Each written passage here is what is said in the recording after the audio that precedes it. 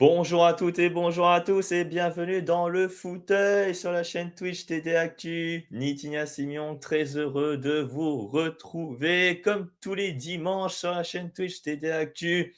Ça y est, on y est presque au Super Bowl. Il ne reste plus que 2 matchs avant de déterminer quelles seront les équipes qui vont décrocher leur ticket pour la Nouvelle-Orléans et ce Super Bowl qui nous attend le 9 février prochain. Voilà. Et donc cet avant-match, sur la chaîne Twitch, pardon, TD Actu, avec donc à 21h le match entre les Eagles et les Commanders, et à minuit 30 entre les Chiefs et les Bills de Buffalo.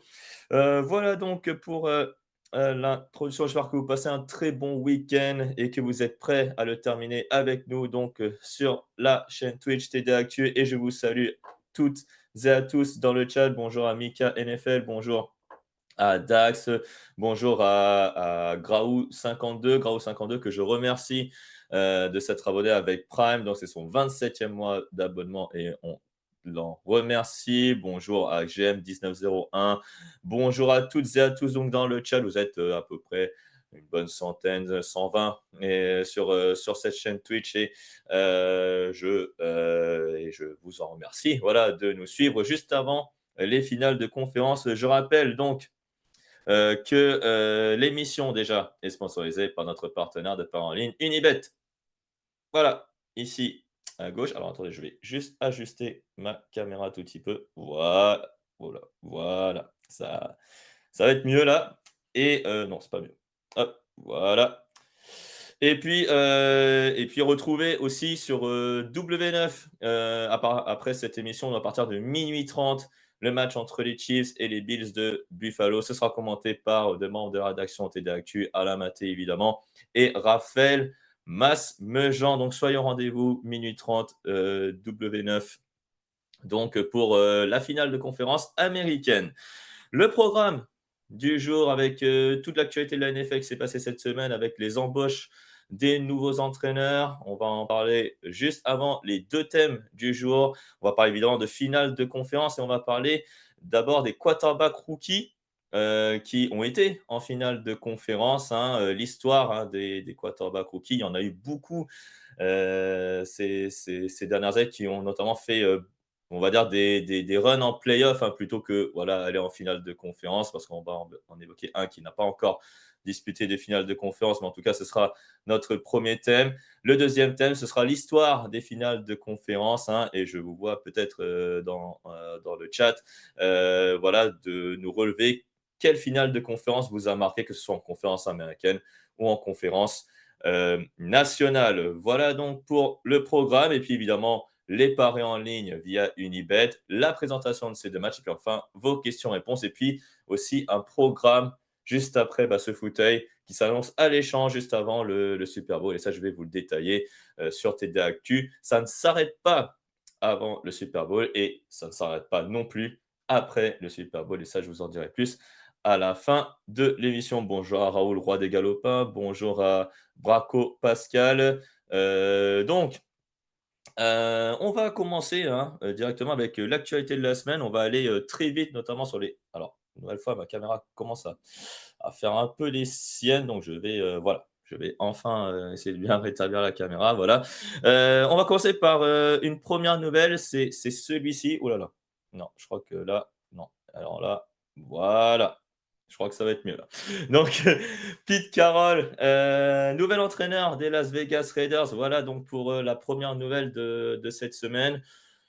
Bon, il est de retour, Pete Carroll, après des années au Seattle Seahawks, après une année, on va dire, très loin, on va dire, des terrains. Et Pete Carroll est de retour sur les terrains NFL pour entraîner les Las Vegas Raiders. Il fallait on va dire un peu de poigne, un peu d'encadrement, un peu d'expérience, on va dire, du côté des Raiders, puisque après John Gruden, l'intérim Rick Bisaccia, Josh McDaniels, également Antonio Pierce récemment, Pete Carroll donc va entraîner les Las Vegas Raiders. Pete Carroll, il a 73 ans. Il a 73 ans. Voilà, Geeky Tweak qui nous pose cette question. Et donc, il va entraîner une équipe dont on attend qu'ils se qualifie, pour les playoffs et il y a du talent dans cette équipe des Raiders de Las Vegas. On pense à Brock Bowers, à Jacoby Myers, Max Crosby et Christian Wilkins dans la défense. Maintenant, après que Pete Carroll soit embauché, il y a eu les rumeurs évidemment sur Russell Wilson. Et oui, est-ce que Russell Wilson va être le nouveau quarterback titulaire des Raiders? Donc, ce sont des questions qui vont se poser durant l'intersaison et on va en parler évidemment durant tout au long de cette intersaison sur TD Actu. Mais en tout cas, c'est pas vraiment une surprise de le voir arriver. Il faisait partie des entraîneurs qui avaient une certaine cote. Il faut dire aussi que les autres candidats que les Raiders visaient, notamment Ben Johnson, n'étaient plus disponibles pour l'équipe des Raiders. On passe à une autre embauche.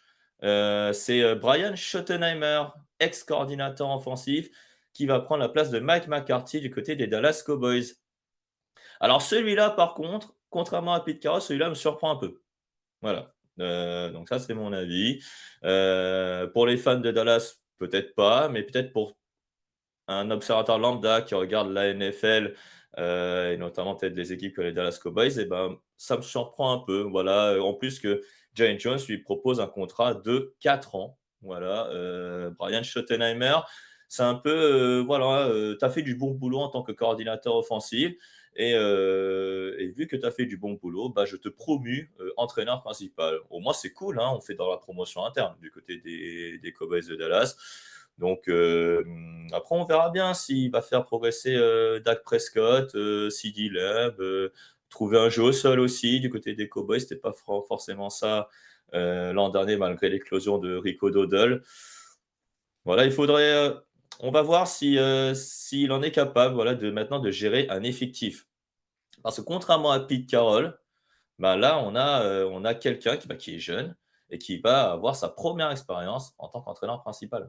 Et oui, donc c'est pas forcément, on va dire, une nouvelle qui va transcender les fans des Cowboys, mais après on sait jamais. L'innovation, ça peut être bien, voilà, pour cette équipe de Dallas, hem, voilà, pour faire développer, cette équipe.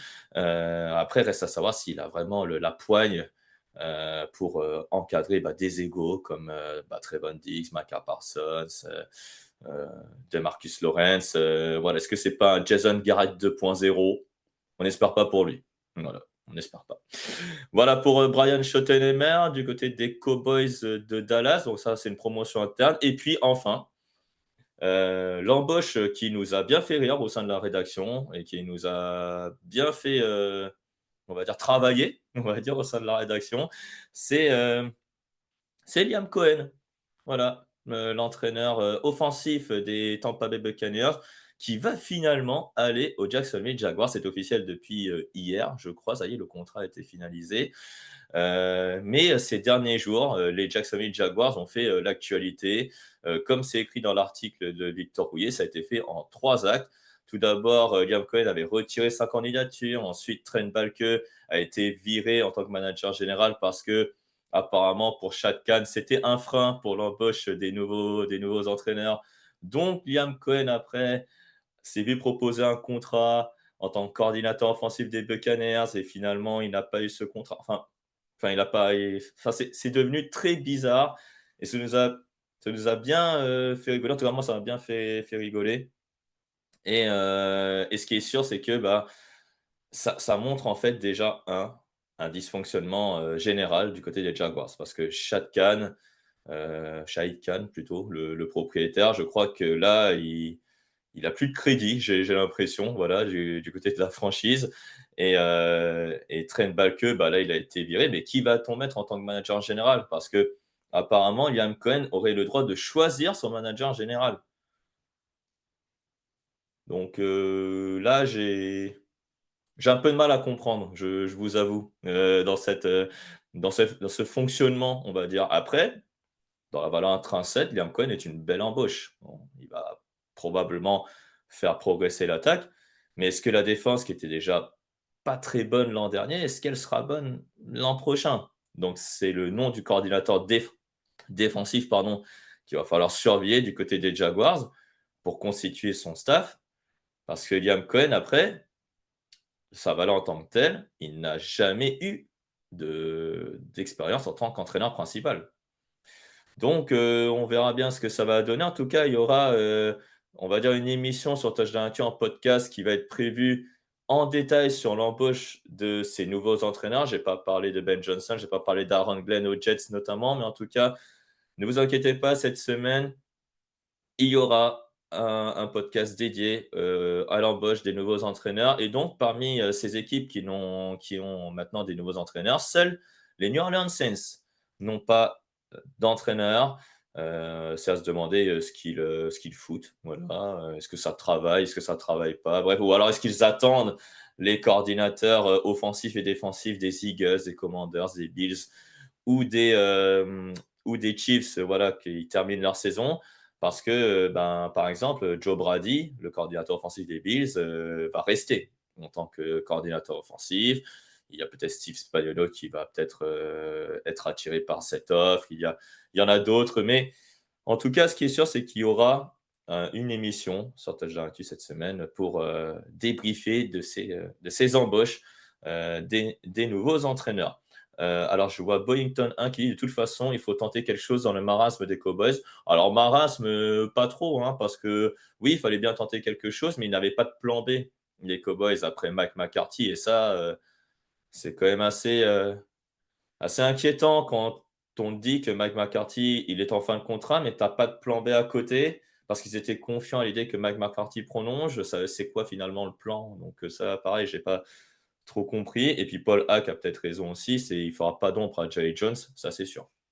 Voilà, donc on a un manager général qui est discret, et on a un entraîneur qui va peut-être être discret et qui va faire des résultats et on a donc, Jerry Jones qui occupe le devant de la scène forcément pour cette équipe des Cowboys, que ce soit pour, les choix de draft, les décisions à prendre pour les contrats et les joueurs et cetera et cetera. Voilà ce qu'on pouvait dire donc sur l'actualité, voilà des entraîneurs notamment et puis là, bah, on va entamer, bah, notre thème finale de conférence. Voilà, finale de conférence qui va, notamment intéresser, bah, celui déjà qui sera à mes côtés, voilà et que je vais accueillir, pour, ces 2 thèmes. Bien sûr, il est là et oui, comme par magie, monsieur Kevin Renaudet est avec moi. Bonjour Kevin, comment vas-tu? Salut Netinia, bah ça va super et toi? Eh ben, écoute, ça va, merci. On est à quelques heures, des finales de conférence, des équipes qui vont peut-être aller, au Super Bowl pour l'un ou l'autre, ou pour les Chiefs ou les Bills ou pour les Eagles et les Commanders. Kevin, je viens d'évoquer les entraîneurs là, qui viennent d'être embauchés en NFL. C'est qui pour toi la meilleure, embauche et c'est qui pour toi la pire? Bah, la plus inattendue, peut-être pas la pire, mais Schottenheimer, c'est vraiment surprenant aux Cowboys. Une attaque qui fonctionne pas super, on prend le coordinateur offensif du coach qui était déjà offensif et qui n'arrivait pas à faire fonctionner cette équipe. Bref, c'est un peu bizarre. On a un peu l'impression qu'ils veulent pas faire d'ombre trop à Jerry Jones, ce qui va être plutôt réussi. Et puis bah, vraiment intéressant la nomination de Pete Carroll. J'ai hâte de voir, à son âge malgré tout avancé, qu'est-ce qu'il peut faire pour faire revivre ce projet du côté des Raiders. Ouais, je comprends effectivement, ouais, les Raiders, c'est un bon projet. En plus, il y a un bel effectif. Moi, je enfin, bon, l'effectif, en attaque, en tout cas, il y a de quoi faire. En défense, il y a de quoi faire. Maintenant, il faut compléter. Après, avec sa hargne et avec son expérience, je pense que les joueurs, maintenant, vont le respecter parce que c'était pas trop ça, hein, on va dire, hein, du côté des Raiders. On tapait sur l'entraîneur, on n'adhérait pas trop au discours. Là, j'espère avec Pete Carroll, ils vont adhérer au discours parce que sinon, s'ils adhèrent pas, on peut plus rien faire pour eux, j'ai envie de te dire, Kevin. Exactement. Kevin, on va faire avec toi 2 thèmes principaux, voilà, liés au final de conférence, parce que et aux playoffs, on va dire en général. Le premier thème, ce sont les quarterbacks rookies, voilà, qui ont fait d'excellents parcours en playoffs et qui nous ont surpris, on va dire, lorsque les playoffs sont arrivés. pourquoi on va faire ce thème? Parce que, bah, on a, quelqu'un là qui est quarterback rookie, hein, du côté des Commanders et qui fait, une excellente saison, c'est Jayden Daniels.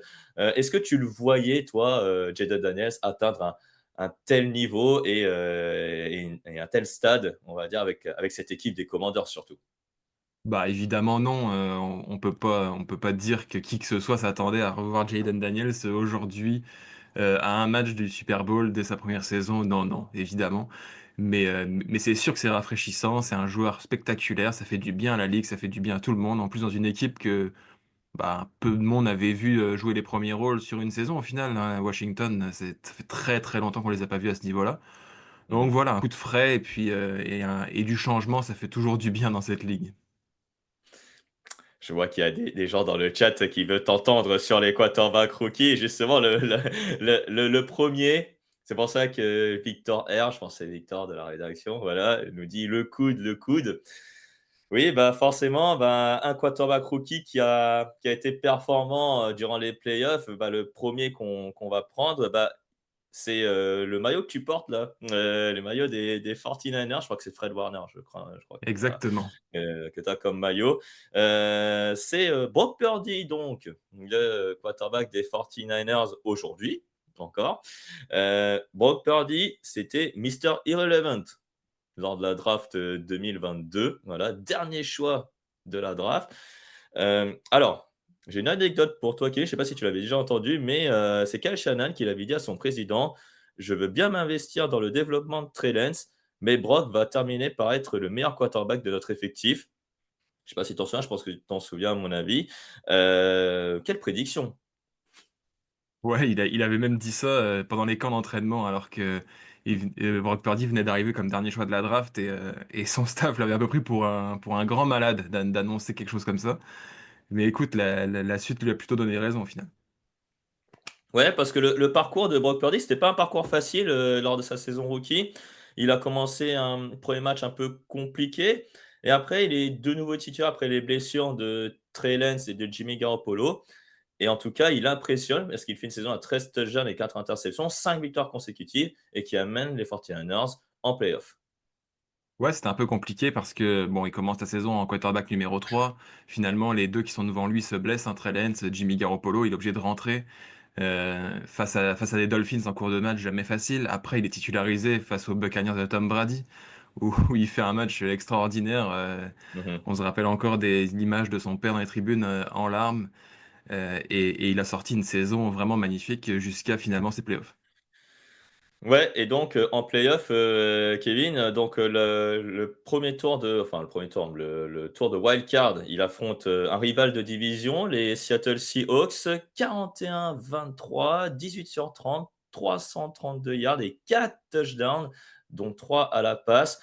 Le plus de touchdowns lancés pour un quarterback rookie dans un match de play-off et là, on se disait à ce moment-là: «Ça y est, les 49ers ont trouvé enfin un quarterback de franchise», alors que ça faisait, depuis de nombreuses années qu'on était en train de chercher des réponses à ce poste entre, bah, Jimmy Garoppolo, tu le disais, et Trey Lance, qui n'étaient finalement pas les solutions.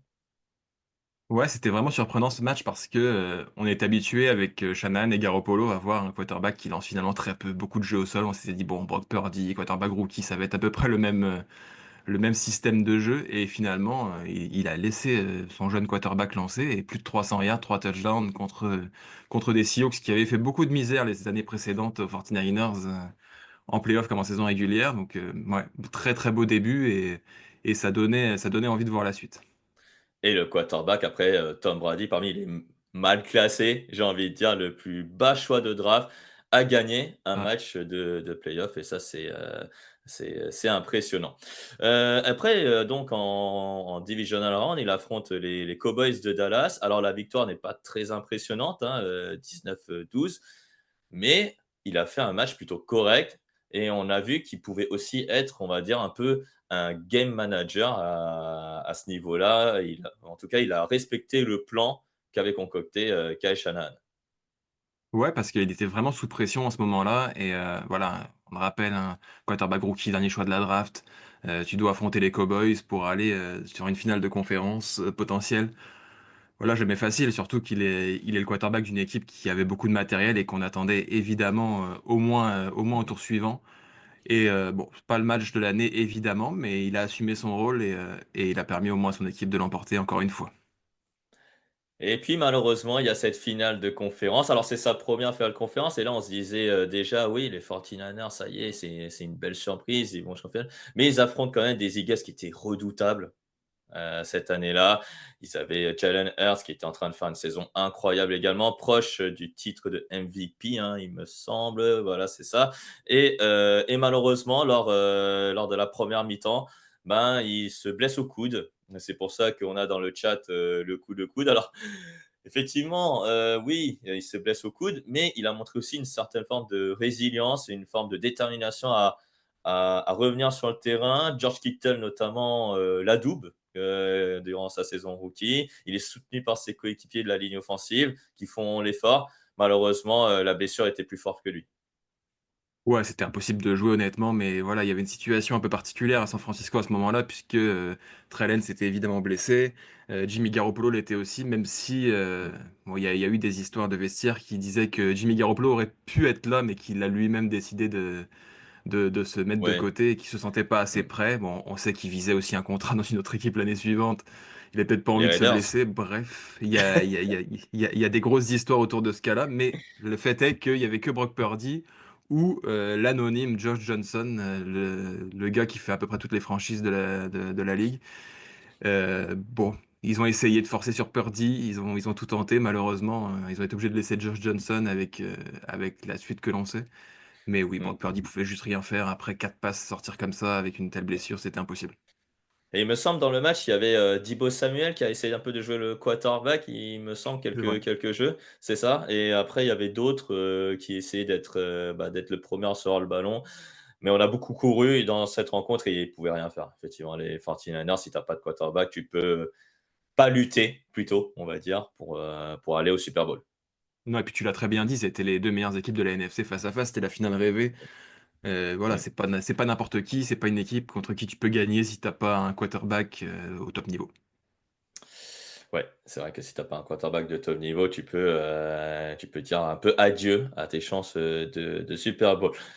Heureusement, Jayden Daniels, lui, est en forme. Voilà, pour les Commanders, on verra si les Eagles, s'en sortent une nouvelle fois avec un quarterback en forme. Victor, je te vois venir. Donc, tu peux réagir si tu veux. Voilà, on a fait le cas de Brock Purdy, un quarterback rookie qui a finalement été révélé sur le tard et qui a fait après une saison finalement incroyable. Le deuxième quarterback dont on va parler, lui, par contre, sa saison régulière était extraordinaire. On se disait, heu pour un deuxième choix de la draft, ah bah, magnifique, il redresse une franchise qui était à l'agonie pour, devenir une franchise qui est pas loin des finales de conférence. Lui, on va dire, c'est un peu la nouvelle star parce qu'on a parlé de Brock Purdy un peu comme un quarterback vraiment inattendu à ce niveau-là. Bah, lui, la nouvelle star, bah, c'est CJ Stroud qui, déjà cette saison, bah, malheureusement, il s'est arrêté en wild card, mais la saison rookie qu'il a fait en 2023 a été impressionnante, Kevin. Ouais, vraiment un joueur très très impressionnant.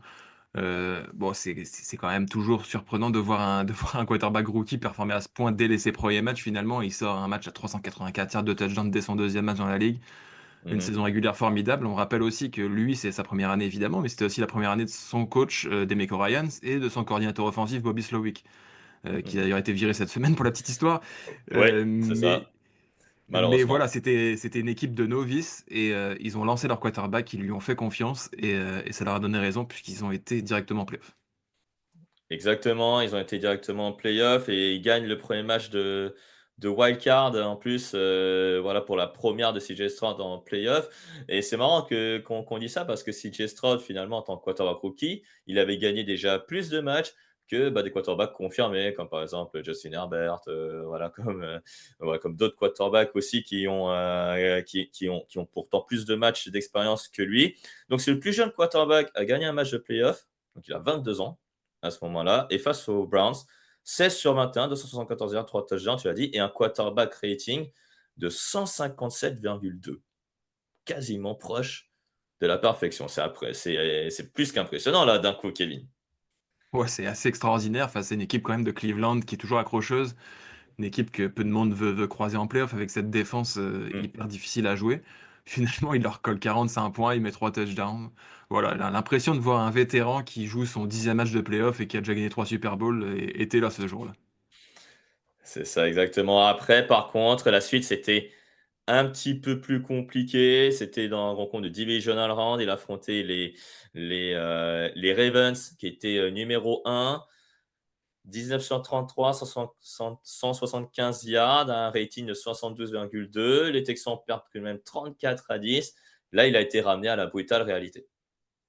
Ouais, la brutale réalité d'un rookie qui a encore beaucoup à apprendre. Voilà, c'est un peu finalement l'histoire inverse de son premier match de playoff. Les Ravens à Baltimore, c'était trop fort et il a pu que constater les dégâts, 175 yards, aucun touchdown. Bon, il n'a pas pu peser sur ce match. Non seulement il n'a pas pu peser sur ce match, mais après il a appris de ce match. Malheureusement, la deuxième saison, on va dire, c'était moins impressionnant. On en attend un peu plus, on va dire, dans le futur, voilà, de la part de CJ Stroud. Tu le vois aller au moins jusqu'en finale de conférence dans les années à venir, ou tu penses que son plafond a déjà été atteint avec un round de division, surtout dans cette conférence américaine qui est très, très compliqué avec les Mahomes, les Brady, les Non, Allen, ça c'est fini. peut-être les Herbert. Voilà, c'est ça, là, c'est terminé. Exactement, le lapsus, quoi. Bref, est-ce que tu penses que dans cette conférence américaine, CJ Stroud va aller plus loin qu'un round de divisional round? Oui, bah, il était quand même pas si loin que ça d'obtenir la peau des Chiefs la semaine dernière. Il y a quand même beaucoup de potentiel. Il est encore très jeune. Il y a des belles cibles. Un Nico Collins qui est jeune lui aussi. Il y a du matériel dans cette équipe. Il y a un head coach qui semble se confirmer aussi. Bon, beaucoup va dépendre pour lui de qui va être son nouveau coordinateur offensif. Et Mmh, est-ce qu'ils vont trouver des solutions que Bobby Slowik n'a pas réussi à trouver cette année pour la deuxième saison, qui est toujours mmh. difficile pour un rookie, quoi qu'il en soit. Ça va être ça qui va devoir être observé en saison 3, mais le potentiel est là et ça serait quand même surprenant de ne pas le voir aller au moins une fois en finale de conférence dans les quelques prochaines années. Oui, je pense que tu as raison. À mon avis, il y a des circonstances qui font que Bobby Slowick, ne peut pas faire plus. Donc en fait, je pense qu'il doit avoir un nouveau discours. Plus tôt ça va être, mieux ce sera probablement pour l'avenir. Mm. On verra bien en tout cas pour, CJ Stroud. Par contre, si le nouveau coordinateur offensif ne le fait pas progresser, ça c'est dommage d'avoir perdu, 1 an malheureusement à chercher un coordinateur offensif pour DeMeco Ryans et son staff. Voilà pour la nouvelle star, CJ Stroud. Maintenant, on va parler d'un joueur. Je sais pas pourquoi ça me fait rigoler de parler de ce joueur. Ça fait rire peut-être aussi tous les membres de la rédaction qui sont à TD Actu parce que nous, en fait, cette catégorie, Kevin, on l'a baptisé l'intrus, en fait. Pourquoi on l'a baptisé l'intrus, cette catégorie, pour parler de ce joueur? Bah parce que c'est pas forcément un joueur qu'on a l'habitude de placer dans des catégories très, très positives en fait. Il a beaucoup de place dans certains bêtisiers de la NFL et sur YouTube, si tu veux mon avis. Ouais, et parmi, le bêtisier NFL, il y a ce célèbre Bud Fumble et pourtant, le quarterback sans doute vous l'avez reconnu, Mark Sanchez, donc l'ancien quarterback des Jets de New York qui a 38 ans aujourd'hui, il est pas si vieux, on va dire, hein. Pour vous dire, j'ai 4 ans de moins que lui, voilà seulement. Donc voilà. Mark Sanchez, donc il avait Rex Ryan en tant qu'entraîneur et sa saison rookie, il a quand même 8 victoires, 7 défaites, voilà, en 15 matchs commencés, 12 touchdowns, 20 interceptions. Voilà et ça, c'est très fort, voilà, avoir un ratio, négatif en saison régulière et pourtant se qualifier en play-off, Kevin.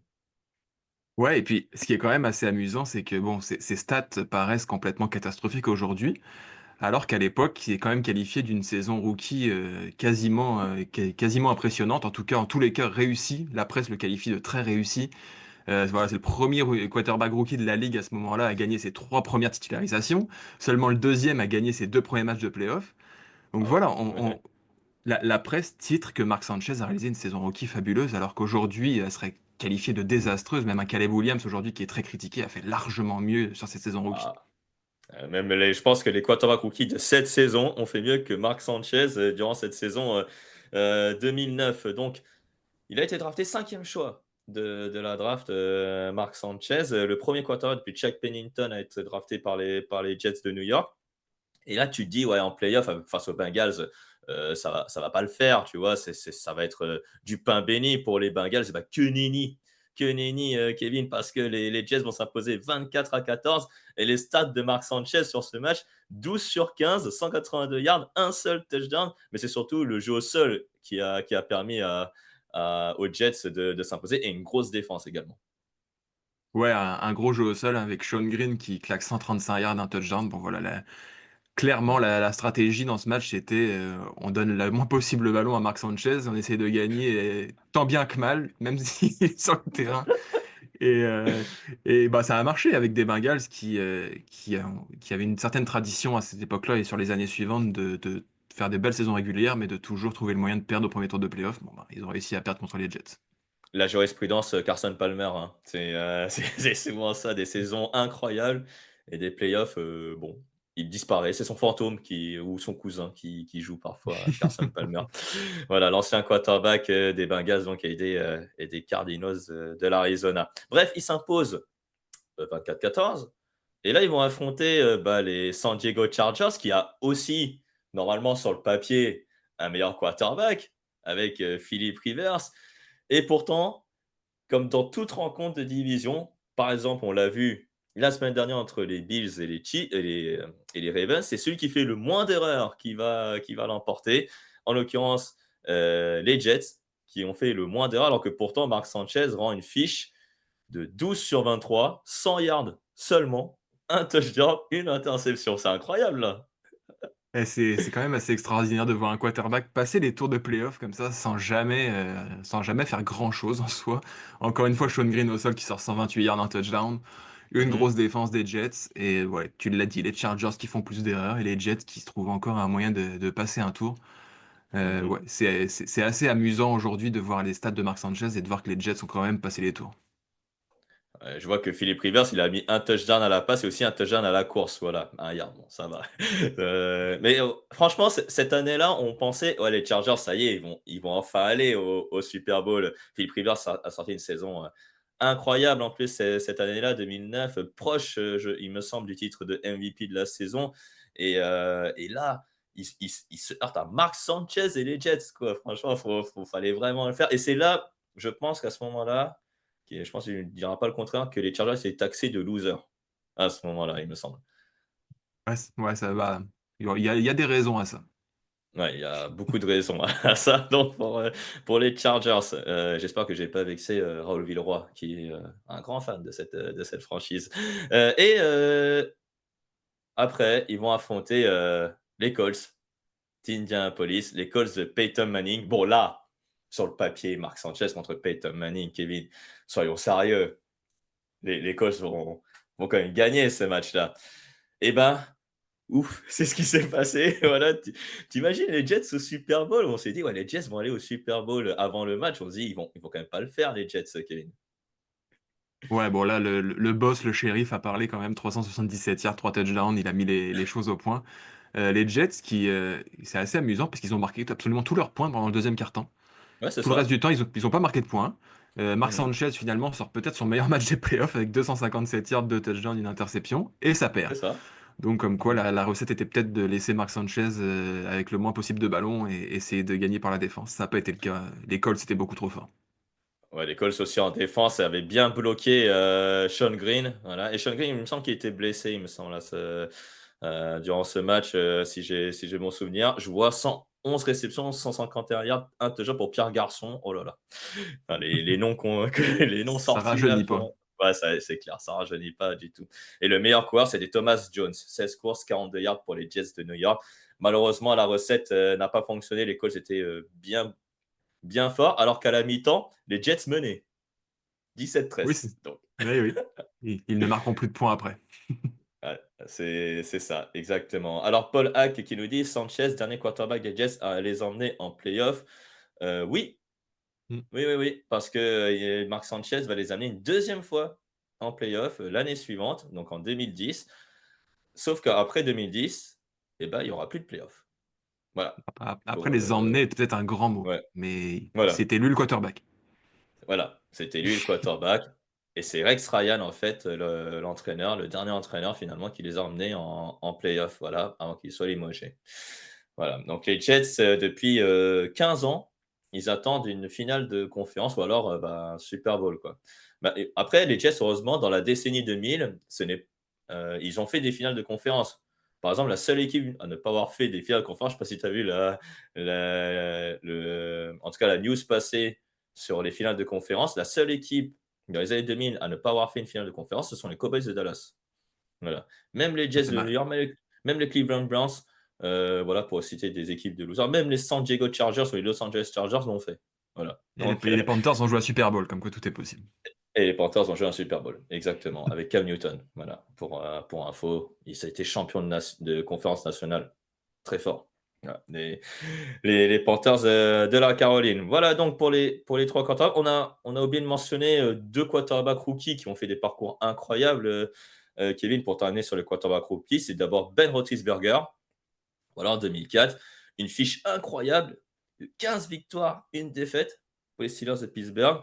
Et ils perdent en finale de conférence face aux Patriots, 41-27. Mais le parcours qu'il avait fait avec ces Pittsburgh Steelers méritait, méritait mieux quand même. Ouais, un sacré parcours porté par une défense extraordinaire, hein, aussi. On en a parlé un peu avec les Jets, c'était un peu le cas, mais voilà, là aussi, une défense magnifique avec un Troy Polamalu au sommet de son art à cette époque-là. Mais oui, les choses s'arrêtent brutalement face aux Patriots. Ouais, face aux Patriots de Tom Brady, voilà, qui après, je pense, va le gagner, ce Super Bowl, il me semble. C'était dans la saison 2004 et puis en 2008, on a Joe Flacco, drafté par les Ravens de Baltimore et qui fait aussi une saison incroyable pour la première saison de John Harbaugh, malheureusement face aux Steelers de Pittsburgh, justement, dans une rencontre de division, voilà, en finale de conférence. Il se fait saquer 3 fois. 3 interceptions également, dont une célèbre retournée par Troy Polamalu voilà, pour sceller la victoire. Mais le parcours aussi de Joe Flacco en playoff avec les Ravens était impressionnant. Et là, on a vu que les Ravens avaient enfin un quarterback de franchise. Oui, bah c'est vrai que c'était une belle saison. Il y reviendra un peu plus tard et cette fois il ira au bout. Mais voilà, on le sait en playoff, c'est le quarterback qui fait le moins d'erreurs et finalement c'est ce qu'on voit sur chaque cas débriefé aujourd'hui, c'est que il arrive un moment où ces quarterbacks rookies commettent beaucoup trop d'erreurs quand arrivent les très très grands matchs et c'est ce qui leur a tous coûté finalement la victoire et de pouvoir aller jouer un premier Super Bowl. On verra si Jaden Daniels y arrive. On verra si Jaden Daniels y arrive effectivement, pour succéder, non, il y aura jamais de quarterback rookie qui est allé au Super Bowl. Ah, si peut-être, j'ai plus Non. l'histoire donc je vais non, c'est bien ça, ouais, voilà. Non, Non. aucun quarterback rookie n'est jamais allé au Super Bowl. Pépé le moqueur qui dit: «Alors que Marc Sanchez, lui, a un bilan»,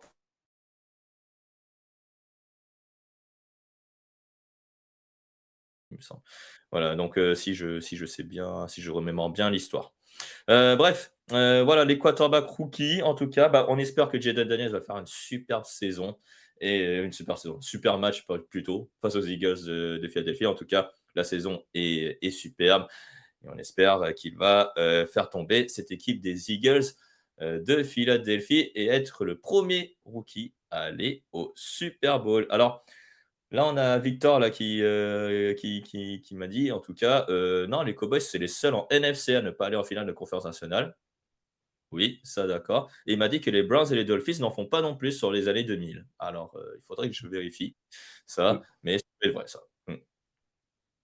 Donc on verra bien si, ouais, si les Browns ou les Dolphins, ouais, je pense qu'ils en font pas. Je crois que les Dolphins, c'est sûr. Les Browns, je suis pas ouais, je suis un peu sceptique, mais on verra bien. OK, voilà pour, notre premier thème. Notre deuxième thème, Kevin, va concerner l'histoire des finales de conférence. On en a eu des matchs là ces derniers temps, des matchs incroyables. Voilà, c'est le moment de se les remémorer. Voilà et pour vous aussi, dans le chat, dans le fauteuil. Donc les finales de conférence, les plus magnifiques, on va dire, enfin, les plus spectaculaires, les plus enthousiasmants à regarder. On a pris 3 rencontres, voilà, de ces finales de conférence, mais d'abord, on va commencer par une mention honorable, Kevin, avec ce match qui est allé en prolongation entre les Bengals de Cincinnati et les Chiefs de Kansas City. Il y avait 21-3 à la mi-temps pour Kansas City. On s'est dit: «Ah, c'est bon, ce match-là, il est plié». Eh ben non, Joe Burrow en a décidé autrement avec, Tee Higgins et Ja'Marr Chase notamment qui font un super match également, et les Bengals vont au Super Bowl face aux Rams. C'était, une surprise à ce moment-là. Ouais, très surprenant. On était déjà dans cette époque où les Chiefs trouvaient toujours une solution pour gagner leur match, surtout en playoff. Voilà, 21-3 à la mi-temps. Je pense qu'il y en a qui ont éteint la télé et qui sont partis se coucher. Ils ont dû être surpris le matin en se réveillant et en voyant que les Bengals avaient trouvé un moyen de l'emporter. Mais voilà, c'est la magie de ces grands quarterbacks. Voilà, Joe Burrow en fait partie. Il est capable de sortir des choses folles. Il avait déjà Higgins, Chase, même Tyler Boyd pour l'aider. Joe Mixon au sol. Voilà, ils ont trouvé les solutions en deuxième mi-temps et ils ont vraiment créé une surprise incroyable. Oui, ils ont vraiment créé une surprise, incroyable effectivement et les Bengals donc ils sont allés affronter les Rams de Los Angeles et ils sont pas passés loin de gagner le Super Bowl et un field goal des Rams, ça suffit pour l'emporter donc face à cette équipe des Bengals. On va commencer notre histoire, on va en 2018, Kevin, parce que en 2018, il y avait ces rencontres entre les Patriots et les Chiefs. Alors déjà en saison régulière, il me semble qu'ils se sont affrontés en saison régulière ou alors c'était la saison suivante. Il y avait déjà une rencontre où les Patriots avaient gagné 43-40. Soit c'était la saison suivante, il me semble, donc si je me trompe pas. Mais en tout cas, on attendait cette confrontation en playoff entre Tom Brady et Patrick Mahomes. Voilà, les 2 quarterbacks qui étaient les meilleurs quarterbacks, on va dire, de la ligue à ce moment-là. On a un qui est, en fin de carrière, on va dire, avec Tom Brady, et on en a un qui commence, on va dire, à grandir, un peu à être une nouvelle star, et amené à le succéder en tant que nouvelle star et nouveau visage de la NFL, c'est Patrick Mahomes donc. Et ce match-là, Kevin, on n'est pas déçu avec, des jeux offensifs réussis et une équipe des Patriots qui prennent déjà l'avantage avec, 14-0 à la mi-temps. Ouais, 14-0 à la mi-temps avec donc cette équipe des Chiefs toute jeune qui était très rafraîchissante, avec la nouvelle star au poste de quarterback qui débarque, première finale de conférence et face à ces Patriots qui les ont complètement mis sous les noirs toute la première mi-temps. Aucun point marqué, les Mahomes étaient complètement perdus, ils trouvaient pas la solution. On peut le comprendre, un jeune quarterback qui démarre tout juste sa carrière, c'était un peu compliqué face à ces vieux briscards. Et puis la mi-temps et cette deuxième mi-temps complètement folle où là les Chiefs ont vraiment réussi à trouver du rythme offensif et à faire douter ces Patriots. Avec, notamment, Damien Williams, superstar dans le 4e quart-temps. 3 touchdowns pour lui, dont 2 touchdowns à la course, non, à la passe, pardon, La 2 touchdowns à la réception. Mm. réception, voilà, à la réception, pour permettre même aux Chiefs de passer devant, 21-17 et puis ensuite et ben, ça a fait du ping-pong, on va dire, avec, Sonny Michel qui redonne l'avantage, Damien Williams qui redonne l'avantage aux Chiefs et puis Rex Burkhead qui deviendra plus tard le héros de la soirée. Malheureusement, son premier touchdown à la course n'est pas suffisant puisque Harrison Butker parvient à égaliser et 31 partout, prolongation à ce moment-là. Ouais, un Sonny Mitchell, tu l'as dit, vraiment omniprésent, 29 courses 113 yards. Voilà, Bill Belichick à cette époque-là avait l'habitude de sortir de son chapeau des running backs que peu de gens connaissaient. C'était le cas avec Sonny Mitchell et James White qui a aussi joué un rôle dans ce match. Et Damien Williams, très surprenant aussi du côté des Chiefs en running back qui finalement ne fait que 30 yards à la course, mais qui en claque 66 à la réception avec 2 touchdowns. Ouais, c'est ça. Donc voilà, c'est assez, c'est assez surprenant. Mmh. Mais ça a permis au moins aux Chiefs oui, d'aller jouer cette prolongation et de tenir en respect ses Patriots. Surtout sur ce match-là, j'avais regardé là le box score. Je vois, Tyreek Hill seulement une réception, 42 yards. Travis Kelce marque un touchdown, donc c'est le touchdown qui les relance, mais seulement 3 réceptions également. Patrick Mahomes rend une fiche statistique tout de même de 3 touchdowns, mais c'est 16 sur 31, 295 yards, 4 sacs subis. Il a subi la pression de cette défense des Patriots qui était, pas la meilleure en soi, mais qui était efficace. Oui, le seul receveur qu'il a réussi à trouver, c'était Sammy Watkins dans ce match avec 114 yards, 4 réceptions. Mais sinon, oui, il a subi énormément de pression, il a très souvent reculé. Et voilà, c'était pas encore le Mahomes d'aujourd'hui qui sentait magnifiquement bien la pression. Il a eu du mal à la lire tout le match. Et il y a pas mal de sacs où il recule beaucoup trop et ça sort souvent les Chiefs de la zone pour tenter les field goals. Voilà, tu perds de 6 points, ça a joué un rôle malheureux pour eux. Et puis surtout que, les Chiefs parce que là, on parle de la défense des Chiefs aujourd'hui, mais avant, en 2018, c'était pas trop ça, hein, aucune pression sur Tom Brady qui a pu lancer, mais tout de même des interceptions pour cette défense avec 2 interceptions de Tom Brady qui ne fait pas son meilleur match en playoff, de son histoire. Non, bah t'as raison, les Chiefs, qui à l'époque, c'était pas du tout l'équipe défensive d'aujourd'hui, ils ont complètement modifié leur façon de voir les choses. À ce moment-là, c'était une attaque très très productive, très très explosive, avec un Kelsey beaucoup plus jeune, Tyreek Hill en début de carrière aussi très très rapide, Mahomes qui n'hésitait pas à allonger les passes plusieurs fois, beaucoup plus qu'aujourd'hui encore. Donc oui, c'était pas une équipe vraiment, vraiment défensive, ça s'est vu avec 37 points marqués. Tom Brady, oui, effectivement, c'est pas son meilleur match en playoff, un touchdown, deux interceptions, mais quand même quasiment 350 yards. Il a réalisé Mmh. les jeux qu'il avait à réaliser, et voilà, c'est aussi ça, être un des plus grands quarterbacks de tous les temps, c'est savoir faire le dos rond quand ça va moins bien et sortir les jeux qu'il faut. Voilà, sortir les jeux qu'il faut et c'est ce qu'il fait en prolongation. Il trouve notamment Rob Gronkowski, il trouve notamment, Julian Edelman aussi, son receveur numéro 1 à l'époque et puis donc cette course de Rex Burkhead qui deviendra le héros de la soirée. 37-31, victoire des Patriots qui vont ensuite affronter les Rams de Los Angeles qui vont le gagner ce Super Bowl, peut-être l'un des pires Super Bowl en termes de spectacle, en offensive en tout cas 13-3. Mais cette équipe des Patriots avait gagné dans l'adversité parce que tout le monde voulait que les Chiefs à l'époque, passent pour notamment, faire gagner, une bague à Patrick Mahomes. Ouais, bah c'était la jeune équipe contre celle qu'on en a marre de voir gagner. C'est un peu ce qu'on vit avec les Chiefs aujourd'hui finalement. Beaucoup de monde a envie de les voir perdre et voir les Bills goûter à leur premier Super Bowl. Voilà. Mais voilà, souvent l'expérience paye et ça a été le cas pour les Patriots. L'expérience paie, effectivement et c'est peut-être ce qui va arriver, dans le match Chiefs face aux Bills. Peut-être que l'expérience va triompher face à des Bills qui, retournent en finale de conférence et qu'on espère, voilà, voir triompher de cette équipe des Chiefs. On va en parler, juste après. Le deuxième match, c'est un match de la conférence nationale. Voilà, c'est un match où un jeu a été célèbre et ce jeu a totalement relancé l'équipe qui va gagner ce match. Camille, que je salue à la technique, va sourire quand je vais l'évoquer. Les Seattle Seahawks qui l'emportent face aux Green Bay Packers après prolongation également 28-22. À la mi-temps, enfin en première mi-temps, il n'y avait qu'une seule équipe sur le terrain. C'était les Packers de Green Bay, 16-0 et Aaron Rodgers prêt pour aller non, pour aller au Super Bowl avec cette équipe. Ouais, exactement. Aaron Rodgers qui était au sommet de son art. Bah, on avait finalement avec Russell Wilson aussi, hein, deux quarterbacks au Mm. sommet de leur carrière à ce moment-là. Aaron Rodgers qui n'a pas une fiche de stats extraordinaire sur ce match, mais malgré tout, 16-0 à la mi-temps. On avait quand même du mal à voir comment les Seahawks allaient pouvoir revenir dans ce match qu'ils avaient vraiment pas pris par le bon bout du tout.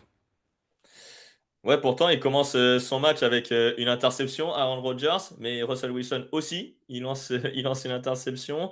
Après, les Seahawks, après l'interception, il y a un fumble. Après, il y a un punt encore une nouvelle fois, encore une interception pour Russell Wilson, et ça fait 0 point. Donc, en première mi-temps. À ce moment-là, on se dit, bon, ça y est, je pense qu'avec toutes ces accumulations d'erreurs, je pense que Russell Wilson va avoir des cauchemars, en tout cas en seconde mi-temps.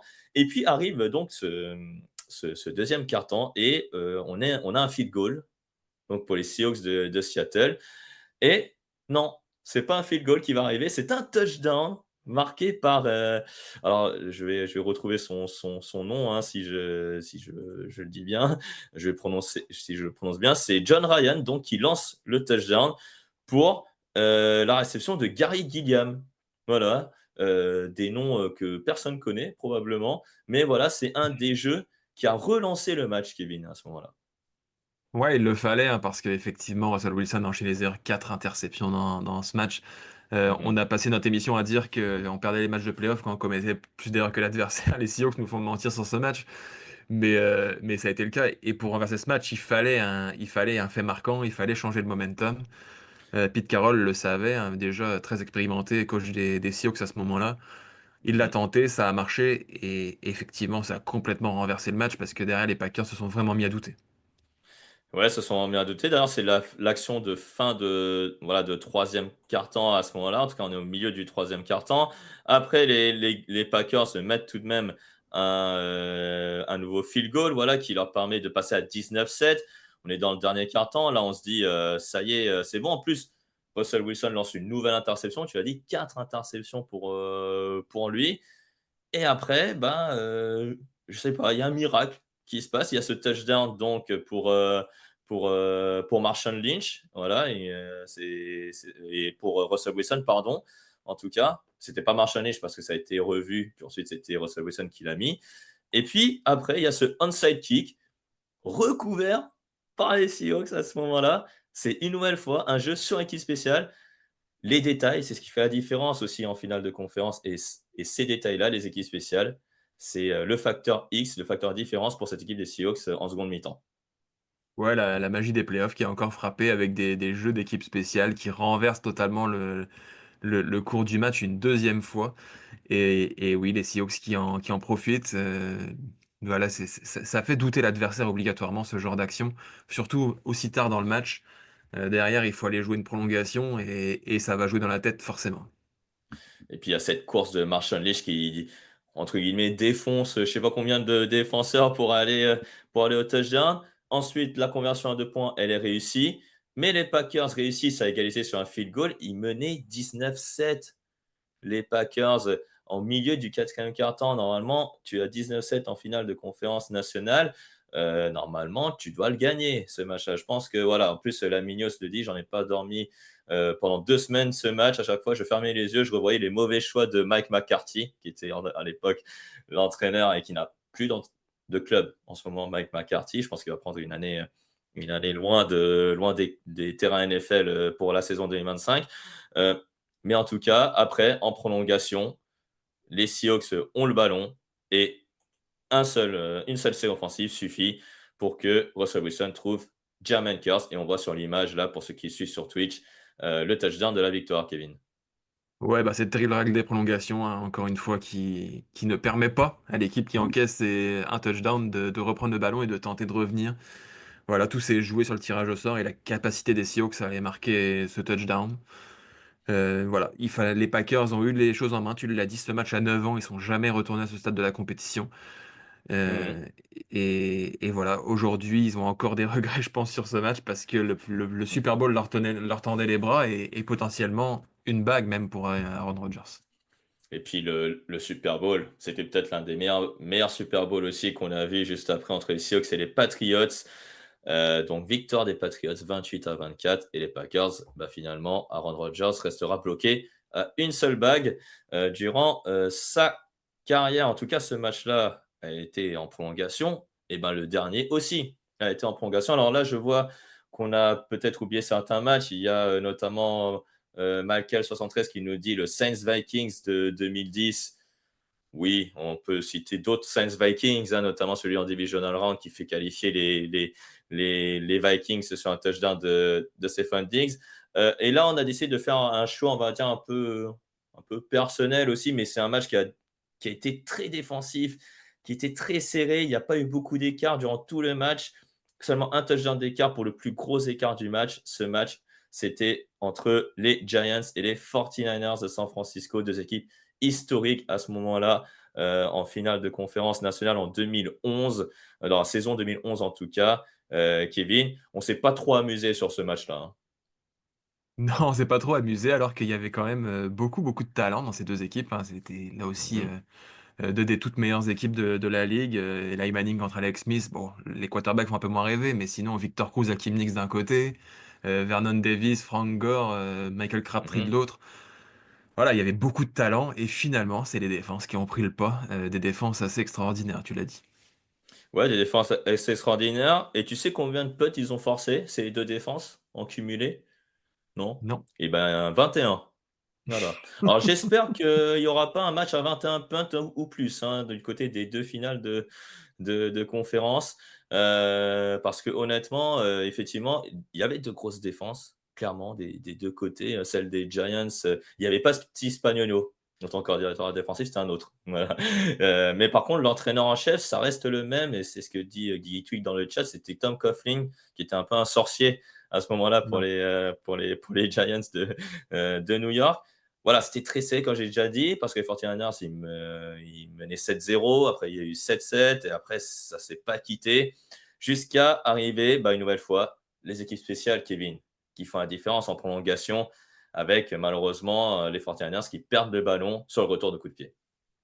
Ouais, bah, et pour la deuxième fois, le même joueur, Kyle Williams, le retourneur de San Francisco, qui au troisième quart-temps avait Mm, effleuré le ballon de la jambe, rendant un ballon aux Giants qui vont marquer, je me semble, un touchdown. Je sais plus si c'est un touchdown ou un 3 points. Mais en tout cas, ils vont marquer des points pour revenir dans le match. Et mm. puis en prolongation, là encore, il reçoit le ballon, il essaie de le retourner, et il prend pas soin du ballon qui s'envole. Le ballon retombe dans les 20 yards de San Francisco et évidemment les Giants vont pas se faire prier. C'est la deuxième possession, donc un field goal suffit pour la victoire définitive des Giants. Ouais, ça suffit, mais dès la deuxième possession. Alors, je rappelle, hein, les règles ont changé pour les playoffs en prolongation. C'est-à-dire que si on met un touchdown, comme c'était le cas pour les Seahawks face aux Packers qu'on a évoqué, et que le match était terminé dans les années d'avant, et ben là, c'est plus le cas. Maintenant, il faut qu'il y ait un touchdown enfin, en tout cas, un touchdown de l'autre côté pour pouvoir égaliser du côté de l'équipe qui a pris le touchdown. Sinon, le match est terminé. Après, je ne sais plus si les séries offensives commencent à partir des 30 yards adverses. Je ne sais plus si c'était ça après la règle. Ouais, je sais pas. Non, je crois que c'est ça, mais je dois me renseigner également sur les nouvelles règles en playoff, en tout cas, pour ces finales de conférence, parce que ça va être très important à suivre. Donc, les équipes spéciales ont fait la différence. Et donc, Lawrence Steins, le kicker qu'on voit ici à l'image sur Twitch, qui met les Giants au Super Bowl face aux Patriots qui vont gagner ce Super Bowl. Serré également, je crois que c'est le même score. 21-17, si je ne dis pas de bêtises, pour le même score. Il y a 20-17 pour les Giants contre les 49ers. Là, il y a 21-17 pour les Giants au Super Bowl face aux Patriots. Justement, après cette finale de conférence nationale pour les Giants, les Giants n'y sont plus retournés. Voilà, par la suite. Comme si le karma les frappait. Voilà, alors que les 49ers, on va pas se mentir sur ce match, les 49ers, ils dominaient tout de même le match. Ils auraient pu marquer beaucoup de touchdowns, mais malheureusement, la défense était un peu plus forte du côté des Giants cette année-là, par exemple, que celle de 2007. Ils ont loupé le coach à ce moment-là, les 49ers, avec cette génération. Bah, c'était la toute première année de Jim Harbaugh qui arrivait après une année catastrophique du côté de San Francisco. Il les a tout de suite amenés en playoff, une victoire mythique face aux Saints le tour d'avant. Là, ça s'arrête en finale de conférence, mais ils y ont au Super Bowl juste après face aux Ravens. Donc voilà, ils ont eu d'autres opportunités après. C'était une jeune équipe, alors que les Giants ont saisi une de leurs dernières opportunités. Voilà, avec Eli Manning en tant que quarterback, Eli Manning qui est toujours candidat pour intégrer le Hall of Fame de l'année 2025. S'il intègre le Hall of Fame, les articles vont être salés sur le site des Touchdown Actu, Kevin.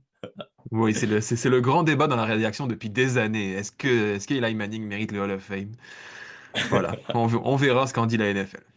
On verra ce que dira le comité d'élection du Hall of Fame pour introduire ou pas Eli Manning, donc le quarterback légendaire des New York Giants, en tout cas légendaire en tout cas pour cette franchise. Et les 49ers, ils retourneront plusieurs fois en finale de conférence nationale, deux fois sur les 4 dernières années maintenant, notamment avec Brock Purdy en tant que quarterback, Brock Purdy qu'on a évoqué en début d'émission. Voilà ce qu'on pouvait dire donc sur les histoires des finales de conférence. Mettez sur le chat peut-être des finales de conférence qu'on aurait oublié. Alors, 49ers Cowboys, effectivement, c'est la réception de Dwight Clark en 82, voilà, qui amène les Niners et Montana à leur premier Super Bowl. Oui, ça, effectivement, c'était parmi les grands matchs historiques, voilà, entre et les rivalités entre ces deux franchises à l'époque dans les années 80. Mais bon, on voulait faire de l'histoire, on va dire, récente, on va dire, pour aussi les personnes qui écoutent voilà, la NFL et qui suivent la NFL depuis très peu. Betis 556, Panthers Cardinals 2015. Ouais, enfin, enfin Panthers Cardinals 2015, je crois qu'il y avait une équipe qui dominait un peu plus que l'autre, il me semble. Hein. C'était le score était spectaculaire, il me semble, mais Panthers avaient dominé. Alors que là, vraiment, les trois matchs, on voyait que des retournements de situation, c'était très serré et c'est allé au moins en prolongation.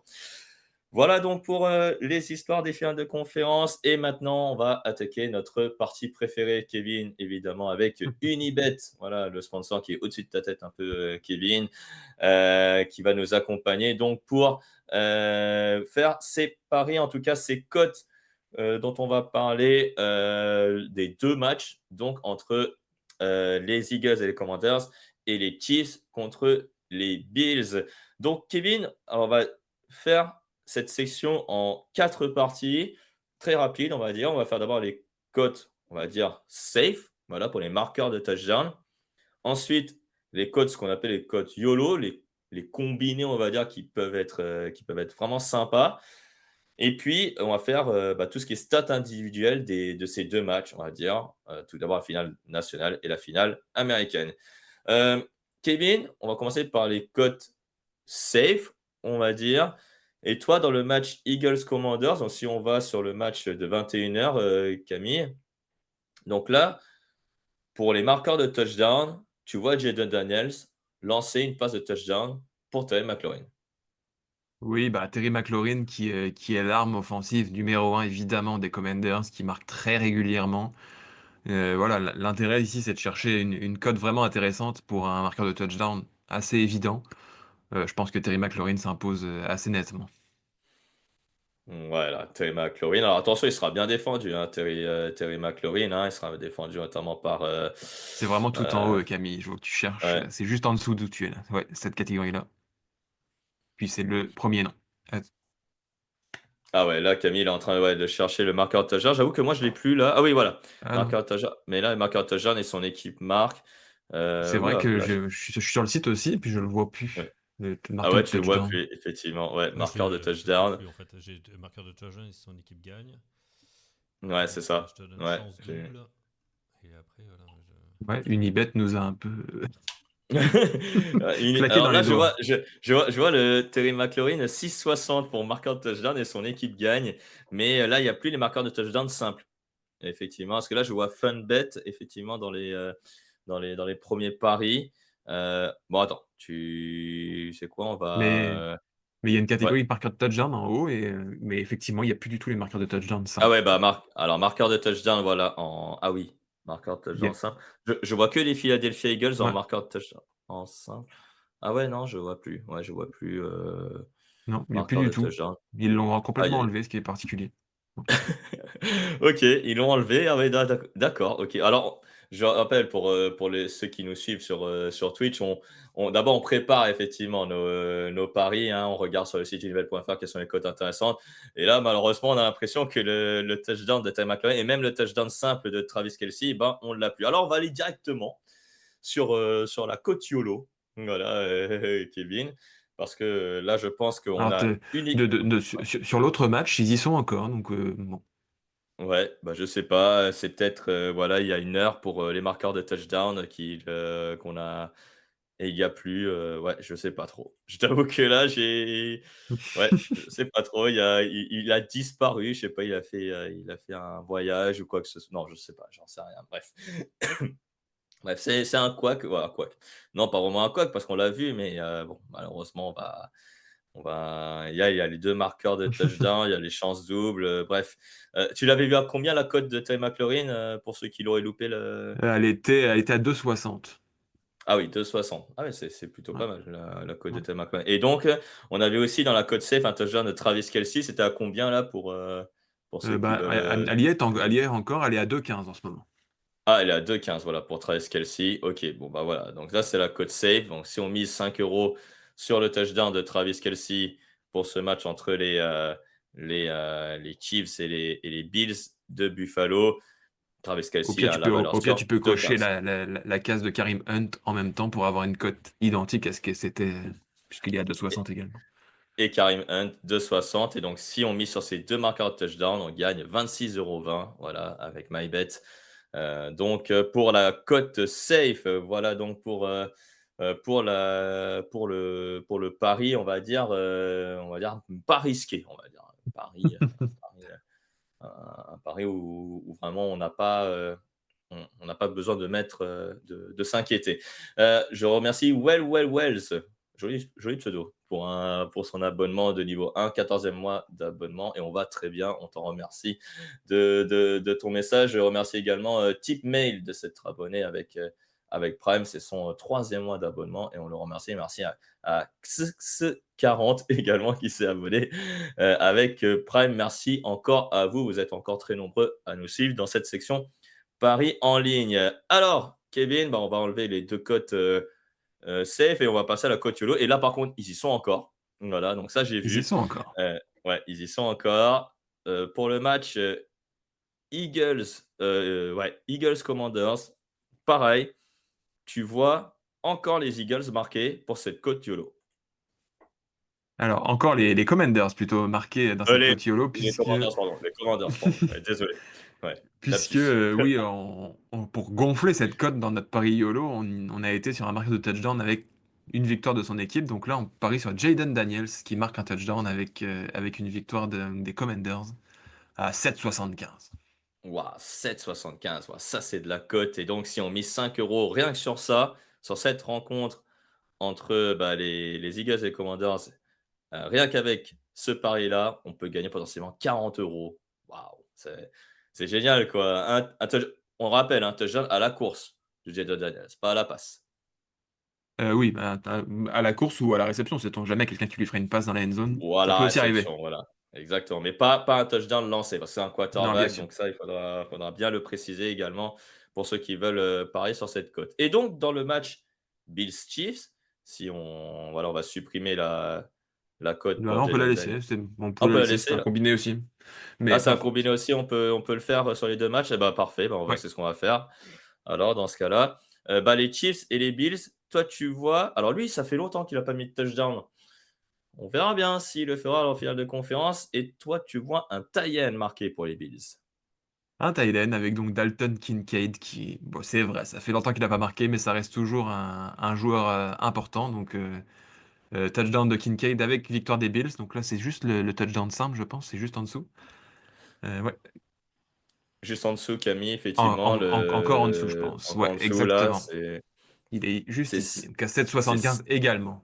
c'est 7,75 et donc on a une cote totale à 60. Ouais, on a une cote totale à 60 et donc on peut potentiellement gagner. Waouh là là, là on peut gagner 300 € rien qu'avec ces deux combinés, rien que sur une finale de conférence. Ça serait beau. Voilà, ça serait beau, magnifique. Si vous croyez Euh, en un Super Bowl Commanders Bills, ça ah peut être bah beau. là c'est le moment. C'est le moment.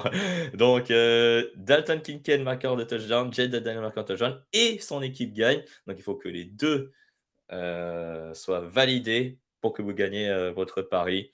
Et je rappelle hein, que le pari est un jeu, hein, donc si ça commence à devenir une addiction, il y a des numéros de téléphone qui sont disponibles sur les sites internet pour pouvoir vous faire aider. Donc voilà pour la catégorie YOLO, Kevin, avec donc ces deux belles cotes et 300 € potentiels à gagner.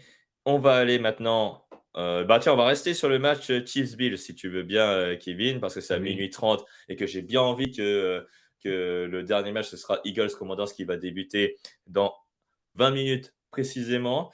Donc, Kevin, Bills-Chiefs, toi, tu vois du jeu au sol à gogo.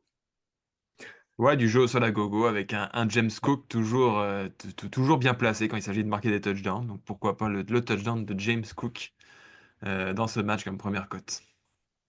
Et on enchaîne avec un autre running back. Là, cette fois-ci, tu lui vois faire beaucoup de yards à la course.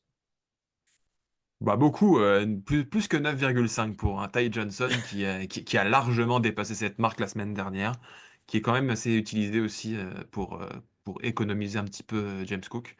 Donc pourquoi pas. Alors là, c'est 8,5 là Bon, pour c'est Ty encore baissé, Johnson. c'est encore mieux. ça a un peu baissé, donc ouais. Alors, est-ce que c'est mieux ou pas? On verra bien, mais 1,70 donc la cote de Ty Johnson, plus de 8,5. C'est-à-dire que s'il fait 9, ça marche, s'il fait 8, ça ne marche pas. Voilà. Pour ceux qui Une veulent, seule course suffit pour vous faire gagner sur celui-ci. ah ouais, ce serait magnifique. Mais il faut aussi que James Cook marque un touchdown, voilà, si on veut que ce Exactement. combiné marche. Et puis, également au sol, mais cette fois-ci de l'autre côté, du terrain, tu vois le réveil d'Isaiah Pacheco. Ouais, Isaiah Pacheco qui a toujours sa petite dizaine de courses par match, voilà, 30 yards dans ce match. Ça paraît quand même quelque chose d'atteignable pour l'ancien running back star des Chiefs, un peu en difficulté. Ouais, un peu en difficulté, tu sais quoi? Moi, je crois que je vais faire le contraire. Je crois que je vais mettre moins. Comme ça, bon, je garde un peu moins, mais pourquoi pas? Et donc on a 7,22 voilà, dans cette cote totale pour ces 3 paris et donc on gagne possiblement 36,10 avec ces 3 cotes, voilà, via MyBet et donc via unibet.fr sur ce match entre les Chiefs et les Bills. On est à 20 minutes du match, Kevin. On est à 20 minutes du match. C'est le moment de faire des paris sur le match entre les Eagles et les Commanders. Alors, Saquon Barkley pour toi, toujours superstar, si j'ai bien compris. Oui, Saquon Barkley, bon, la course, c'est évidemment très attendu, mais là, on pourrait parier sur sa réception avec 11 yards à la réception. Il en a fait plus de 20 la semaine dernière. Donc, pourquoi pas parier là-dessus. Alors, je vais chercher Donc, c'est les yards à la réception. Yard à la Est-ce réception. que ça a aussi disparu? Ça se pourrait. Il me semble que ça aurait disparu parce que je ne sais pas pourquoi on est à 20 Oui. minutes du début du match et j'ai l'impression que tout a disparu. C'est-à-dire que là Mais maintenant, tu as que les total field goal, tu as sur ce que les match-là, total de points. ils nous ont un peu privés de nos cotes qu'on avait Ouais, préparées. ouais, c'est ça. Là, je vois des triples champs, je vois des marqueurs de touchdown. Je sais pas s'il y a une section. Alors, marqueur de touchdown. Voilà, je vais regarder ça. Non, c'est pas marqueur de touchdown. Toi, c'est yard à la réception. Donc, c'est statistiques. Est-ce qu'ils sont là, les statistiques? Est-ce que je vais Non. regarder les fun bets? Non. Oh là là. Bah, je sais pas pourquoi ils ont tout retiré, j'ai l'impression. Ils ont vraiment tout retiré. Ouais, je sais pas pourquoi. Je t'avoue que ouais. J'avoue que c'est un peu dommage, quoi. On est à 20 minutes Vraiment. du match et on peut pas parier sur les joueurs malheureusement, parce que toi, tu voyais plus de 11,5 yards à la réception pour Saquon Barkley, si j'ai bien compris. Donc, Exactement. plus de 10 yards à la réception, mais sans touchdown, hein. Je rappelle qu'on n'a pas besoin de mettre un touchdown pour, valider cette cote-là et effectivement, là, je la vois plus, sur les cotes. Donc, c'est un peu dommage là, parce que là, on aurait bien, fait le pari. Il y a également 40 yards à la réception pour un receveur numéro 2 du côté des Commanders. C'est bien ça, Kevin? Exactement, Diamid Brown, c'est ça? Je sais Ouais, Jamie plus. Brown, c'est ça. Oui, c'est ça. Ouais. J'avais un trou sur son nom de famille, qui a fait des Ouais. très bonnes performances ces dernières semaines, qui est vraiment sorti du lot du côté des Commanders. Mmh. Donc, je l'avais à 40 yards minimum. Ça paraît quand même très faisable, lui qui a largement dépassé ce total ces dernières semaines. Ouais, le receveur des Commanders, donc a réalisé 98 yards la semaine dernière, pardon, excusez-moi, face aux Lions de Détroit. Et puis tu vois Jalen Hurts plus courir que passer la balle. Ouais, Jalen Hurts qui atteint régulièrement les cinquantaines de yards au sol. Donc, je l'avais à minimum 31 yards. C'était largement faisable là aussi. D'autant que tu l'as dit, hein, la passe c'est plus compliqué pour lui, donc il a plus tendance à utiliser ses jambes ces derniers temps. C'est ça, exactement. Et donc, on a terminé malheureusement cette section Paris un peu tronquée, malheureusement, hein, avec notre partenaire par Unibet qui nous a un peu joué des tours, on va dire. Et il a supprimé cette section. Mais bon, l'émission est sponsorisée par Unibet, hein. Vous pouvez retrouver de toute façon l'article de Kevin, hein, sur les paris en ligne via Unibet, hein, qui est toujours disponible sur le site internet tdactu.com. Kevin, on va conclure avec toi sur la présentation des matchs et donc les pronostics de la rédaction également qu'on va afficher. Voilà, on les affiche avec les scores également. Et là, sur les 2 matchs, on voit quand même une tendance vraiment très, très serrée, même sur le premier match entre les Eagles et les Commanders, plus majorité du côté des Eagles. Les Eagles favoris selon Vegas, de 6 points sur les Commanders.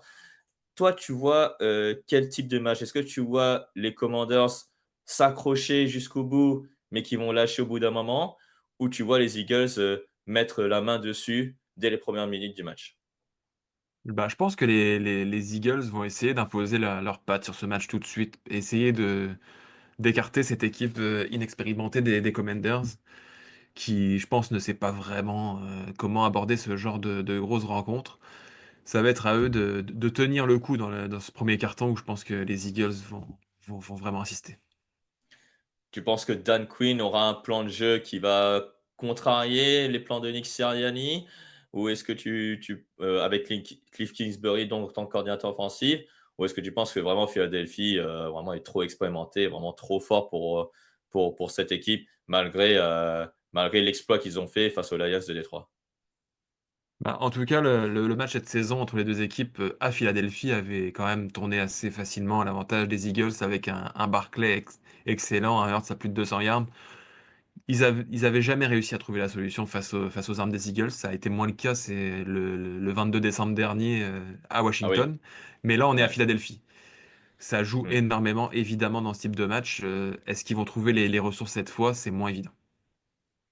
Ouais, et on verra, mais une surprise est toujours possible.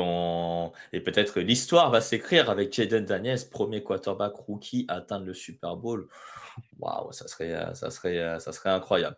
Voilà donc pour cette rencontre. Et puis minuit 30, je rappelle, sur W9, retrouvez Alain Mattei et Raphaël Masmejean pour ce match entre les Chiefs et les Bills. Kevin, c'est un Super Bowl avant l'heure, là, cette rencontre. Ouais, bah, c'est le match que tout le monde voulait voir depuis le début de ces playoffs, quasiment même depuis le début de la saison. Josh Allen Mmh. contre Patrick Mahomes, les Chiefs contre les Bills, pour une place au Super Bowl. Voilà, c'est l'affrontement rêvé, tout le monde veut voir ça. Et on sait pas trop qui on voit gagner justement parce que c'est 2 équipes très proches. Les Chiefs trouvent toujours un moyen de gagner. Les Bills les ont battus cette année, ce que peu d'équipes peuvent se targuer évidemment. Donc ouais, les Bills peut-être un tantinet favori, mais ça reste un match à Kansas City, c'est jamais facile avec cette foule très bruyante à Kansas City. Est-ce que tu vois un match équilibré entre les 2 équipes? C'est-à-dire on se répond coup pour coup? Ou est-ce que tu vois que les défenses vont dominer les attaques? J'ai un peu peur du deuxième scénario et que finalement le match champagne que tout le monde attend ne soit qu'un affrontement défensif un peu lassant pour des nouveaux fans de foot US qui s'attendent à voir un Josh Allen et un Patrick Mahomes explosif. Ce sera peut-être pas le cas parce qu'il y a deux très bonnes défenses quand même. Ouais, alors après, en finale de conférence, peut-être que Patrick Mahomes va nous pondre une Tom Brady performance, c'est-à-dire une performance, une clutch, voilà, dans les grands moments, bah, Patrick Mahomes est là, 4 touchdowns et voilà, c'est plié. Justement, la confrontation, tu as dit, quarterback, Patrick Mahomes contre Josh Allen. Josh Allen n'a pas fait un match spectaculaire contre les Ravens de Baltimore. Est-ce on s'attend au même type de match, c'est-à-dire Josh Allen qui va courir et c'est un peu risquer sa vie, on va dire, face à cette défense des Chiefs, ou tu le vois plus passeur pour trouver, bah, comme on l'a dit dans les paris en ligne, Dalton Kincaid, Keon Coleman, Khalil Shakir. Tu le vois plus aérien cette fois-ci ou tu le vois encore passer par le sol? Bah, c'est vraiment une constance chez les Bills et chez Josh Allen, c'est que cette saison, ils n'en font pas trop. Ils font juste ce qu'ils ont à faire. Ils forcent pas le jeu de passe sur Josh Allen et à raison puisque ça reste que cette équipe manque quand même de talent au poste de receveur. Il y a peu de receveurs vraiment affirmés en NFL. Donc quand James Cook avance et quand Josh Allen trouve des espaces, pourquoi forcer des passes? Je pense que c'est Mmh. un peu leur façon de voir les choses cette saison et ça risque d'être ça aussi face aux Chiefs ce soir. Mais voilà, les Chiefs ont les arguments pour stopper les Bills au sol et dans ce cas-là, effectivement, Josh Allen et son bras seraient la réponse, la dernière réponse pour les Bills. Voilà, on va surveiller les plans effectivement des 2 équipes, mais ce match, c'est à 12:30 heure française, c'est quasiment l'heure du futur Super Bowl, hein, donc franchement, restez pour ce match-là et restez éveillés pour ceux qui suivent la NFL, voilà, depuis le début de la saison ou depuis de nombreuses saisons. Restez connectés, en tout cas sur W9, retrouvez donc Alain Maté, Raphaël Masmejean pour ce match-là, en plus en français. Donc ça, c'est super cool. Kevin, je t'ai pas demandé, mais voilà le pronostic de la mort qui tue, comme on dit dans le jargon. Ton Super Bowl, ce serait lequel? Euh, je dirais Bills Eagles, comme la plupart des gens, je pense. Comme Alain Mattei, comme Grégory Charles, comme Jean-Michel Boujard et comme moi-même, nous voyons cette même affiche. Bills, Eagles. Raoul et Victor voient Chiefs Commanders, carrément l'inverse. Et il y a un peu un mix des deux pour Raphaël et Lucas. Bills Commanders pour Raphaël, Chiefs Eagles, carrément l'inverse pour Lucas. Voilà. Voilà donc le sondage. Camille, excellent Camille, que je remercie à la technique qui fait le sondage pour vous chers téléspectateurs sur la chaîne Twitch. Quelle sera l'affiche du Super Bowl? On vous laisse 10 minutes, quasiment jusqu'à la fin de l'émission, pour y répondre. Voilà, donc vous avez le choix entre Bills Commanders, Bills Eagles, Chiefs Commanders ou Chiefs Eagles. Voilà, votez sur la chaîne Twitch pour votre future affiche du Super Bowl. Je rappelle le Super Bowl qui aura lieu le 9 février, donc dans 2 semaines, juste après, effectivement, ces finales de conférence. Je vois OTH du bar, allez les Bills, it's time. Ouais, ouais, ouais, je n'ai rien contre les Chiefs, mais go Bills, it's their time. Voilà, Ami Shafoud. Alors, go Redskins, go. Non, on dit plus Redskins, on dit Commanders maintenant. S'il vous plaît, voilà. Alors, peut-être qu'ils vont revenir à l'ancien nom Redskins. Hein. C'est dans les rumeurs peut-être de la future intersaison. Mais voilà, en tout cas, 2 belles affiches. Voilà, un duel de division pour commencer. La NFC Est à l'honneur pour ces finales de conférence nationale. Et puis l'affrontement qu'on attendait tous depuis quasiment le début de la saison, cette finale conférence américaine entre les Chiefs et les Bills de Buffalo. Kevin, bah, on va se quitter malheureusement. Et merci beaucoup d'avoir été à mes côtés pour quasiment toute la durée de l'émission. Bah, merci beaucoup à toi et puis bah, profitez bien, dernier week-end de foot avant le Super Bowl et avant 7 mois, 7 longs mois de congé, donc mettez-vous en plein les yeux, c'est le moment.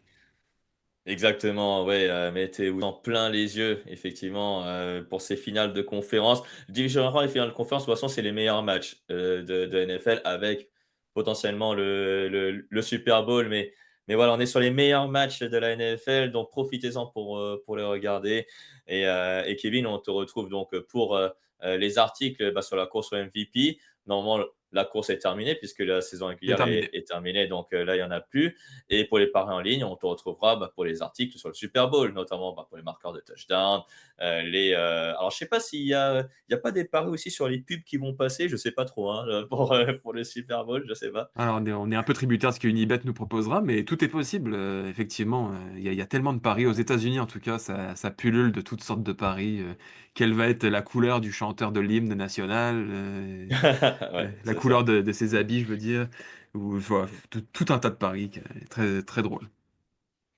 Ouais, c'est ça, voilà. Et on verra bien les paris les plus drôles, sera peut-être l'objet d'un article sur tdactu.com. Kevin, merci beaucoup et probablement on va peut-être te retrouver pour le fauteuil du Super Bowl dans 2 semaines. Merci beaucoup, Kevin, et à bientôt. Tu reviens quand tu veux. Salut, salut. Salut, merci beaucoup. Voilà, on va quitter Kevin. Voilà, on va le quitter. Donc, voilà, je vais conclure l'émission. Alors, déjà, je vais boire un petit peu d'eau. Voilà. Avant donc que vous déjà vous posez vos questions. Voilà, avant les finales de conférence ou alors sur ce qui vous attend dans l'intersaison, sur les coachs également. N'hésitez pas à poser vos questions et aussi à voter voilà, pour le sondage en cours en ce moment. Donc, quelle sera l'affiche du Super Bowl pour vous, le chat? N'hésitez pas à voter pour votre Super Bowl idéal. Vous êtes encore 100, 115 dans cette émission avant le match entre les Eagles et les Commanders pour la finale de la conférence nationale et on vous en remercie.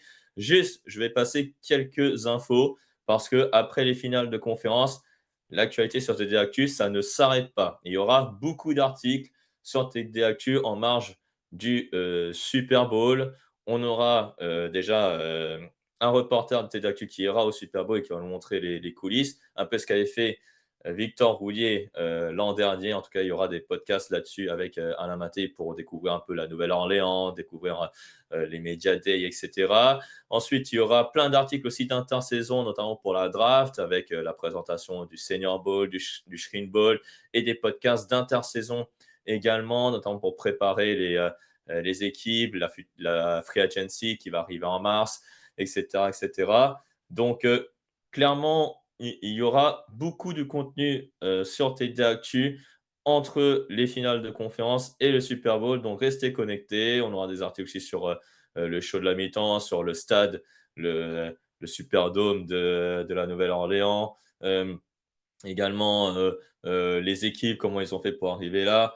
Donc, il y a il y aura beaucoup de choses à faire voilà, avant le Super Bowl. Alors oui, la première question que vous posez tous, qui part dans l'équipe? Normalement, je peux le dire maintenant, hein, parce que voilà, c'est un secret pour personne. C'est Jean-Michel Boujard qui ira au Super Bowl à la Nouvelle-Orléans. Jean-Michel qui va donc avoir beaucoup d'émissions également, podcast avec Alain Mattei juste avant le Super Bowl. Donc, n'hésitez pas à les écouter également sur vos plateformes. N'hésitez pas également à voter, toujours sur le sondage, quelle sera l'affiche du Super Bowl. Il n'y a pas beaucoup de réponses, donc allez-y, votez en masse donc, pour votre affiche du Super Bowl. Ouais, moi aussi, je suis très content pour Jean-Michel qu'il aille au Super Bowl et il va faire du joli contenu, des jolies interviews. Ça va être fun à suivre durant 2 semaines. Je rappelle également il y a aussi la partie intersaison et la partie draft. Donc, il y aura les jeunes joueurs, ça va continuer. On va faire notamment des podcasts sur la QV de rookie qu'on n'a pas encore décortiqué, qu'on n'a pas encore évalué, en tout cas pour cette première saison. Évidemment, on a Jaden Daniels qui a fait une super saison, mais les autres rookies, comment ça a été leur première saison, c'est l'occasion de refaire un point dessus. Et puis, il y aura le débrief des finales de conférence également avec Alain Maté, avec Lucas Vola également. Et puis, sur le Super Bowl également, j'ai oublié un point très important. C'est rendez-vous mercredi soir à partir de 20h sur cette même chaîne Twitch TD Actu pour le face-à-face. Voilà, les postes contre postes au Super Bowl. Voilà, donc n'oubliez pas donc mercredi soir, notez bien sur vos agendas donc le face-à-face pour le Super Bowl. Donc les quarterbacks, les running backs, les receveurs, la défense. Bref, il y aura beaucoup, beaucoup de choses également juste avant le Super Bowl. Donc, il n'y avait pas 2 accrédités l'année passée. Si, il y avait 2 accrédités. On avait 2 personnes qui étaient allées au Super Bowl l'an dernier. C'était très sympa, Mathieu Pasquier et Victor Roulier. Roulier, pardon. En l'occurrence, pardon, Victor, d'avoir écorché ton nom. Ouais, il y aura pour le show de la mi-temps, donc ce sera Kendrick Lamar avec SZA. Vous avez vu l'article sur Touchdown Actu, SZA qui sera aussi sur le show de la mi-temps. Peut-être d'autres guest stars, hein. On va peut-être essayer de deviner les guest stars, peut-être dans le prochain fauteuil, qui sait. Voilà, donc pour le show de la mi-temps. Voilà donc pour le programme. Voilà, j'espère que j'ai rien oublié. Ah oui, n'oubliez pas évidemment que la NFL, c'est toujours sur tdactu.com. N'oubliez pas le Tipeee qui permet de financer cette émission, tous les podcasts que vous écoutez, sur également les articles également que vous lisez. Donc tout ça, c'est sur Tipeee. Il y a toujours, il me semble, des mugs, je crois qu'il y a encore des calendriers qui sont disponibles. Il y aura encore d'autres goodies, ne vous inquiétez pas. Toutes les plateformes de podcast à écouter sur TD Actu. Il y aura bien sûr le débrief des finales de conférence qui aura lieu mardi, qui va sortir mardi en tout cas. Et j'espère que vous serez nombreux à les écouter pour ne pas rater la future affiche du Super Bowl où il y aura le face-à-face également le mercredi, je rappelle, sur la chaîne Twitch TD Actu. Voilà donc pour moi. Moi, je vous retrouverai dans 2 semaines. Voilà pour le fauteuil du Super Bowl. Ce sera une émission de 2 heures voilà, de 22h jusqu'à minuit et le début donc du Super Bowl pour la dernière de la saison, en tout cas du fauteuil. Vous allez me retrouver évidemment pour la draft, évidemment, en compagnie notamment de Grégory Richard. Voilà, donc le sondage va se terminer pour cette affiche de Super Bowl que vous souhaitez. Il y a une majorité Bills Commanders. Comme on dit, c'est l'affiche du peuple, j'ai l'impression, Bills Commanders. En tout cas, merci beaucoup de m'avoir suivi, de m'avoir écouté durant cette heure et demie d'émission. Je vous dis à bientôt. Et je rappelle que cette émission est sponsorisée par notre partenaire par en ligne, Unibet. Voilà, si je les oublie, sinon je vais reprendre une remontrance. Voilà, voilà Unibet qui sponsorise toujours cette émission depuis 8 ans maintenant. Allez, place au match Eagles Commanders, place au final de conférence. Je vous dis à bientôt. Salut!